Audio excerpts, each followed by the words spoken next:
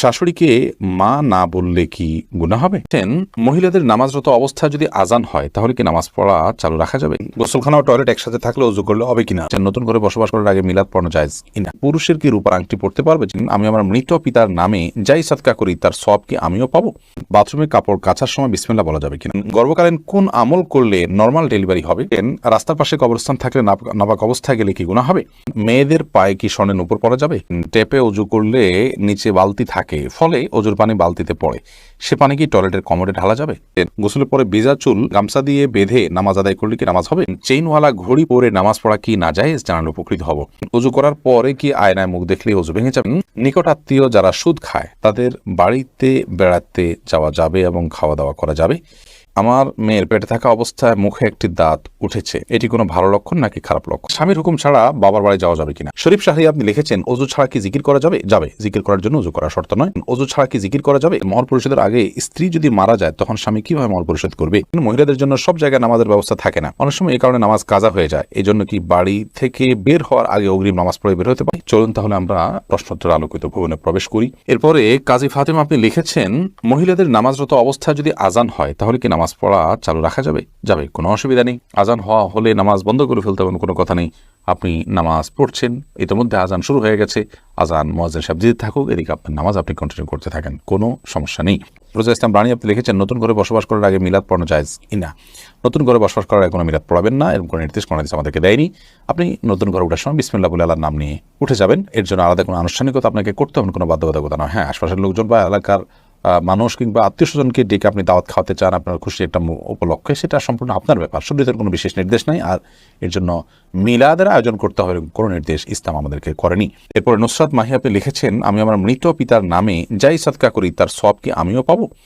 আপনার মৃত পিতার নামে যে সাদকা আপনি করবেন, আশা করা যায় আল্লাহ রাব্বুল আলামিন আপনাকেও এক্সট্রা হিসাবে তার সাদকার সওয়াব দিবেন, কারণ আপনি যেহেতু পরিশ্রম করেছেন, আপনি যেহেতু কষ্ট করেছেন, আল্লাহ রাব্বুল আলামিন সেজন্য আপনাকে বঞ্চিত করবেন না, কারণ আল্লাহ রাব্বুল আলামিন কাউকে তার পরিশ্রমকে পণ্ড বা ব্যর্থ হতে দেন না, যতক্ষণ পর্যন্ত সেটি আল্লাহ সন্তোষের জন্য হবে এবং সঠিক নিয়মে হবে। শিরিনা বেগম আপনি লিখেছেন, পুরুষের কি রূপার আংটি পড়তে পারবে? জি, পুরুষের রূপার আংটি পড়তে পারবে এবং এটি বিভিন্ন বর্ণনা দ্বারা সাব্যস্ত হয়েছে। মাই হামাদ আপনি লিখেছেন, গর্ভকালীন কোন আমল করলে নর্মাল ডেলিভারি হবে? গর্ভকালীন সময় এরকম কোনো বিশেষ আমলের কথা কোরআন হাদিসে বলা হয়নি যে আমল করলে নর্মাল ডেলিভারি হবে, তবে হ্যাঁ, গর্ভ যাতে নর্মাল ভাবে হয়, অপারেশন করতে না হয়, সেজন্য আল্লাহর রহমতের কাছে আপনি সাধারণভাবে দোয়া করতে পারেন। আর দান এবং সাদাকা এটা মানুষকে কঠিন কোনো পরিস্থিতি থেকে উত্তরের পথ দেখায়, বিধায় এরকম পরিস্থিতিতে আপনি কিছু দান সাদাকা করতে পারেন এবং বিশেষভাবে ইস্তেগফার, দুরূদ সহ যে আমলগুলো বান্দার খুব কঠিন সিচুয়েশনে পড়লে আল্লাহ তাআলা তার জন্য বিষয়টিকে সহজ করেন, সে আমলগুলো আপনি বিশেষ করে করবেন, আল্লাহ তাআলার কাছে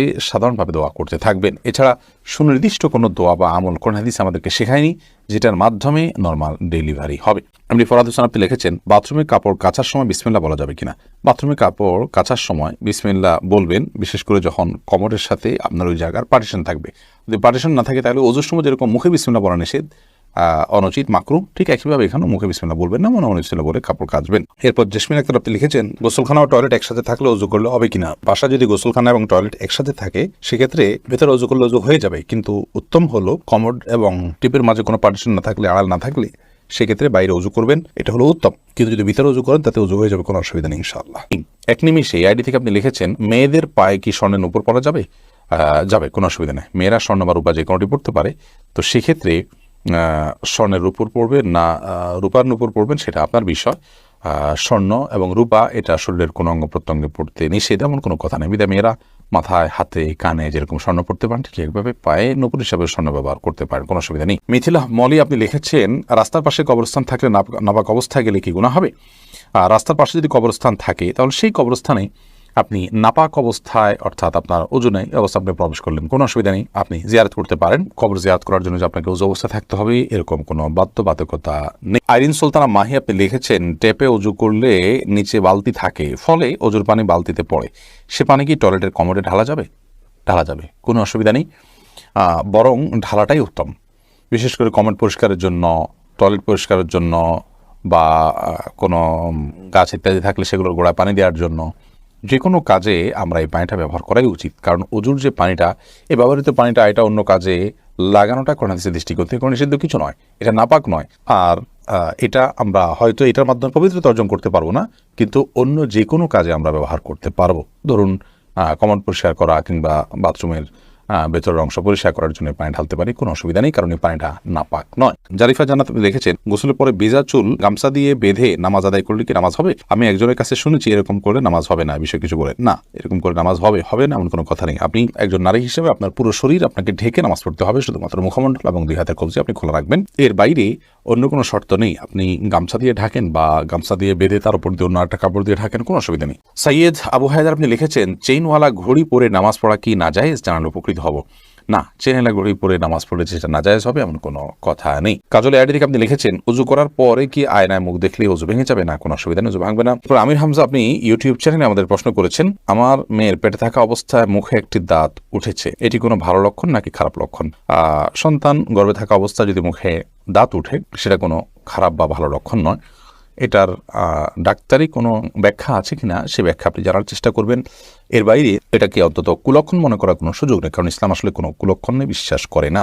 এরপরে মার্জিয়া শেলি আপনি লিখেছেন, নিকট আত্মীয় যারা সুদ খায় তাদের বাড়িতে বেড়াতে যাওয়া যাবে এবং খাওয়া দাওয়া করা যাবে। নিকটাত্মীয় যারা সুদের সাথে জড়িত তারা তো হারামের সাথে লিপ্ত, আল্লাহ তাআলা মাফ করুন। এই সুদের সাথে জড়িত হলে, হারামের সাথে যদি লিপ্ত থাকে, তাদের উপার্জন শুধুই হারাম হয়, তাহলে সেক্ষেত্রে তাদের বাড়িতে আপনি যেতে পারেন, কিন্তু তাদের খাওয়া দাওয়াটাকে কৌশল আপনি অ্যাভয়েড করবেন। আর যদি তাদের অন্য হালাল উপার্জন থাকে, তাহলে সেক্ষেত্রে হালাল উপার্জন পরিমাণ বেশি থাকলে আপনি সেখানে খেতে পারেন। আর যদি হারাম উপার্জন পরিমাণ বেশি থাকে, হালাল উপার্জন পরিমাণ কম থাকে, তাহলে খাবেন না। আর যদি তিনি সুনির্দিষ্ট করে হালাল উপার্জন থেকেই দিয়েছেন আপনি জানেন, তাহলে সেক্ষেত্রে সেটা অবশ্যই খেতে পারেন। সাবির ইয়াসমিন জান্নাত আপনি লিখেছেন, স্বামীর হুকুম ছাড়া বাবার বাড়ি যাওয়া যাবে কিনা? আপনি যেহেতু স্বামীর সংসারে থাকেন, অতএব তার সুবিধা অসুবিধা, তার প্রয়োজন ইত্যাদি বিষয় থাকতে পারে, সেই কারণে তাকে আপনি বলে যাবেন। কিন্তু স্বামী আপনাকে আপনার বাবার বাড়ি যাওয়া থেকে বঞ্চিত করে রাখবেন, যেতে দিবেন না, আটকে রাখবেন এবং তার খেয়াল খুশি মতো সে আপনাকে আপনার বাবা মার সাথে সাক্ষাৎ করা থেকে বিরত রাখবেন, সে অধিকার কিন্তু তার নাই। সেটা যদি তিনি করেন তাহলে তিনি অন্যায় করছেন। তবে হ্যাঁ, অবশ্যই আপনি চেইন অফ কমান্ড, একটি ফ্যামিলির পারস্পরিক যে বোঝাপড়া, সেটা যেন ভালো তার জন্য আপনি বলে যাবেন, এবং এই বলে যাওয়ার মধ্যে ভদ্রতা, এই বলে যাওয়ার মধ্যে নিজেদের বোঝাপড়া যে আছে সেটির প্রমাণ হয়। বিধায় এটাকে দোষণীয় মনে করা যে আমি তাহলে কি বন্দী হয়ে গেলাম, এরকমটি মনে করার কোনো কারণ নেই। আয়েশা সিদ্দিকা আপনি ইসলাম প্রশ্নোত্তর পেজে প্রশ্ন করেছেন, মহিলাদের জন্য সব জায়গায় নামাজের ব্যবস্থা থাকে না, অনেক সময় এই কারণে নামাজ কাজা হয়ে যায়, এই জন্য কি বাড়ি থেকে বের হওয়ার আগে অগ্রিম নামাজ পড়ে বের হতে পারবো? না, অগ্রিম নামাজ পড়ার কোনো সুযোগ নেই, নামাজ ওয়াক্ত মতো পড়তে হবে। ইন্না সলাতা কানাত আলাল মুমিনিনা কিতাবাম মাওকুতা, নিশ্চয়ই নামাজ ইমানদারদের জন্য নির্দিষ্ট সময় পড়াটা আবশ্যক করা হয়েছে, বিধায় সময় মতো আপনাকে নামাজ পড়তে হবে। বাড়ি থেকে বের হওয়ার আগে আপনাকে অগ্রিম নামাজ পড়ার কোনো সুযোগ নেই। তবে হ্যাঁ, যেখানে যাচ্ছেন সেখানে নামাজের ব্যবস্থা যদি না থাকে, আপনি ব্যবস্থা করে নেবেন, প্রয়োজনে রাস্তার এক পাশে দাঁড়িয়ে যাবেন, কোনো একটা ফাঁক ফোকর আপনি দাঁড়িয়ে যাবেন, কিন্তু আপনাকে অবশ্যই নামাজ পড়তে হবে সময় মতো। এমডি আবুল কালাম আপনি লিখেছেন, মহর পরিশোধের আগে স্ত্রী যদি মারা যায় তখন স্বামী কিভাবে মহর পরিশোধ করবে? তার পক্ষ থেকে দান সদকা করে দিবেন, কিন্তু উচিত হলো জীবদ্দশাতেই মহর পরিশোধ করা। এরপরে কবির হোসেন আপনি লিখেছেন, শাশুড়িকে মা না বললে কি গুনাহ হবে যদি তিনি কষ্ট পান? শাশুড়িকে মা বললে তো গুনাহ হবে না, কারণ এটা তো আপনি গর্ভধারণকারিণী মা হিসাবে তাকে আপনি মা সম্বোধন করছেন, এটা সম্মানসূচকভাবে মা হিসাবে আপনি তাকে আখ্যায়িত করছেন। কারণ আপনি আপনার মায়ের নাম যেখানে সেখানে লিখতে হয়, সেখানে শাশুড়ির নাম কোথাও লেখেন না, তার মানে আপনি তাকে আপনার গর্ভধারণকারিণী মা হিসাবে স্বীকৃতি দিচ্ছেন না, বিধায় তাকে মা বলাতে কোনো অসুবিধা নেই। বললে তিনি কষ্ট পান, তাহলে সেক্ষেত্রে এরকম তো আর কথা নয়। যদি এরকম হয় তাহলে সেক্ষেত্রে আপনি বলবেন না। আপনি লিখেছেন প্রশ্নে, শাশুড়িকে মা না বললে কি গুনাহ হবে? না বললে তো কোনো গুনাহ হবে না। আপনি প্রশ্ন করার কথা যে মা বললে কি গুনাহ হবে কিনা, না বললে তো গুনার কিছু না। আপনি শাশুড়িকে আন্টি বলেন বা অন্য কিছু বলেন, তাতে কোনো অসুবিধা নেই।